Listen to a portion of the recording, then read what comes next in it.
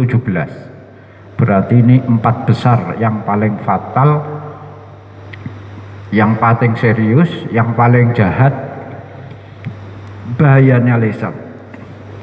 Nanti 18 lebih bahaya lagi, 19. Yang kemarin 16 ke sana itu lebih ringan. Yang ke-17 adalah kalamul lisana, ini yaitu ucapan orang yang berlesan dua. Ini kita kayaknya tidak deh, di tradisi istilah kita itu bukan berlesan dua, tapi berwajah dua, bermuka dua. Iya tak? Tapi di sini kayaknya juga digunakan istilah dzil wajhaini. Sama dengan kita lebih menggunakan wong iku berwajah dua itu.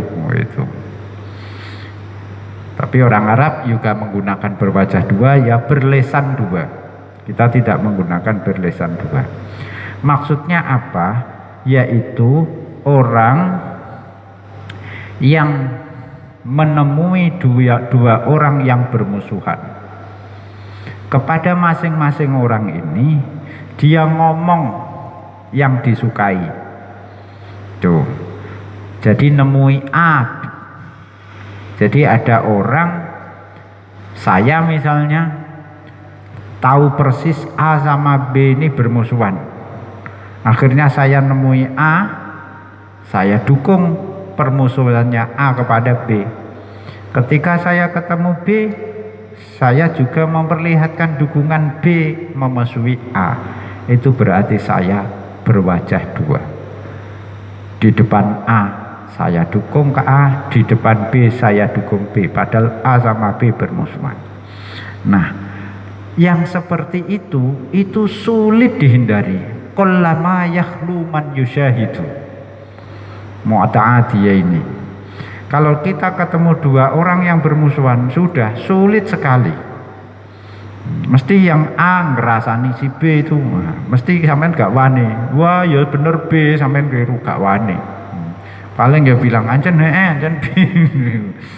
Terus yang ketemu si B, iya anjen ayu. Akhirnya itu kita termasuk berlesan dua atau bermuka dua. Ini nanti kenapa rankingnya 17 lebih fatal daripada namimah, adu domba.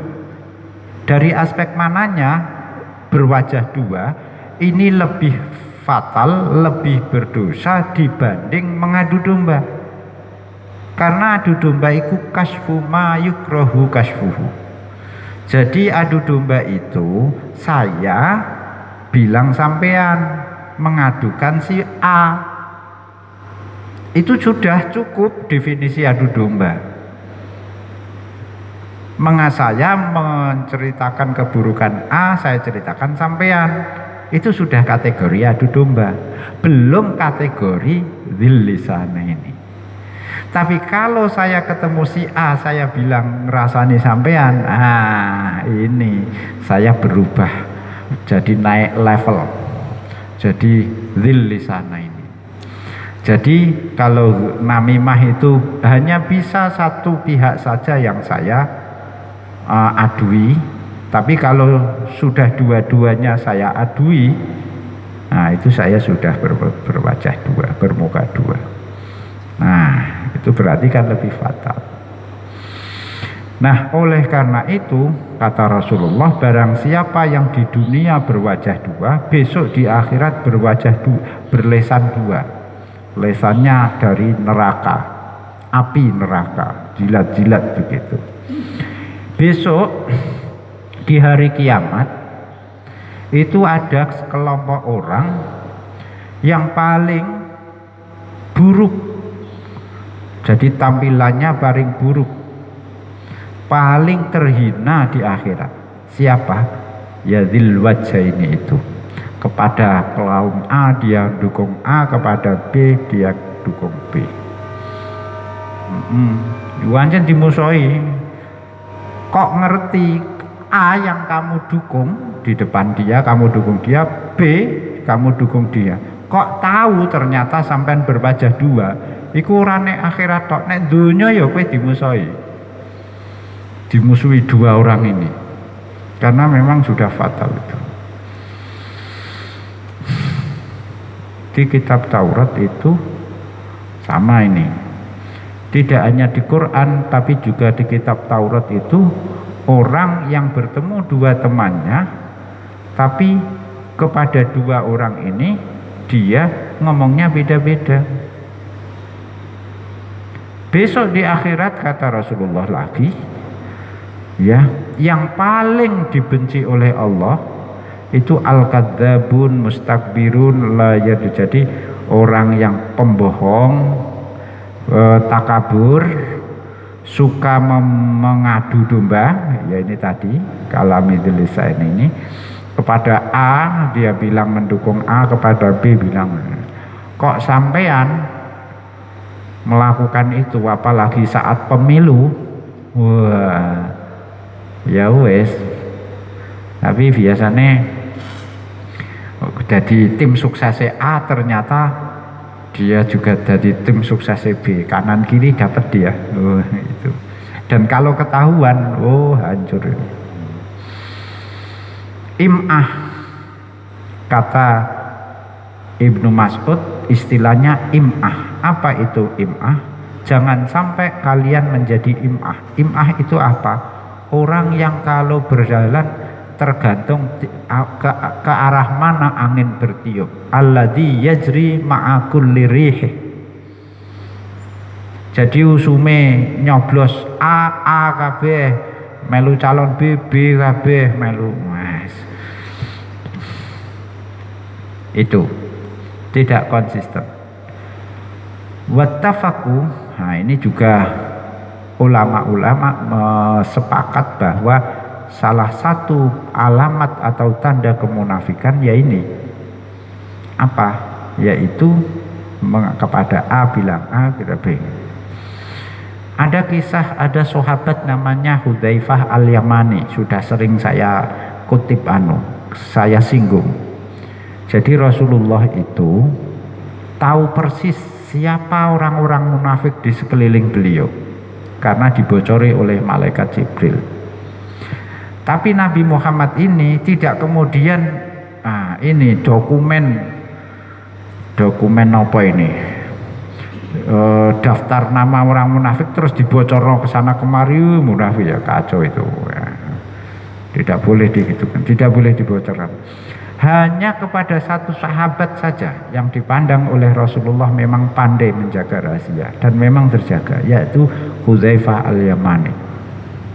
Kepada sahabat Hudzaifah ini Rasulullah sampaikan siapa orang-orang munafik ini, karena memang pandai menyimpan rahasia gitu. Sahabat-sahabat lain tahu Hudzaifah ini adalah apa ya istilahnya, apa ini, kotak Pandora, kotak Pandora.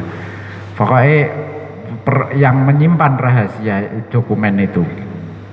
Ya, makanya pejabat sepeninggal Rasulullah kalau mau ada pengangkatan pejabat, ada tugas apa begitu, kok ditakoni dulu sahabat Hudzaifah. Sahabat Hudzaifah ini ada di listnya jenengan apa tidak? Oh ada itu, ya juga situ. Tapi tanyanya begitu, ini orang ini mau saya angkat jadi gubernur, misalnya Khalifah Abu Bakar, Umar, saya butuh gubernur pun di Jakarta, napa Jawa Tengah, malah ngejak ngomong politik nih. Ya, butuh gubernur, diajukan dulu kepada sahabat Hudzaifah. Orang ini ada dalam catatan orang munafik apa tidak? Ada, gak sido? Tidak ada, sido diangkat jadi gubernur. Soalnya ini sudah informasi dari langit, ini sudah ini. Tapi metodenya seperti itu. Jadi ditanya, kalau mau ngangkat baru ditanyakan, di cross check. Ora kok terus dikulak, ngerti dikulak? Sinten mawon tiang munafik sahabat Hudzaifah, sebutno setunggal-setunggal, tidak bisa. Ini hanya karena darurat saja itu. Nah, suatu saat ada sahabat meninggal. Ini Rasulullah sudah wafat. Sahabat Umar itu akhirnya yang niteni.